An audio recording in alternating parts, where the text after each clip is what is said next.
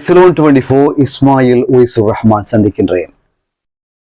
முன்னாள் பிரதி அமைச்சரும் ஐக்கிய தேசிய கட்சியினுடைய முன்னாள் நாடாளுமன்ற அங்கத்தவருமான பாலித தேவப்பெருமை மின்சாரம் தாக்கியதில் உயிரிழந்திருக்கின்றார். 1964 ஆண்டு மே திங்களில் பிறந்தவர் பாலித தேவப்பெருமை.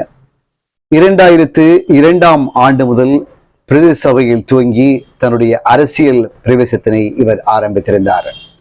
நல்லதொரு சமூக சேவையாளராக இவர் தன்னை இனங்காட்டி கொண்டு வந்து மக்கள் மத்தியில் எப்பொழுதுமே தன்னுடைய சேவை நலனுக்காக போற்றப்பட்டிருந்தவர்.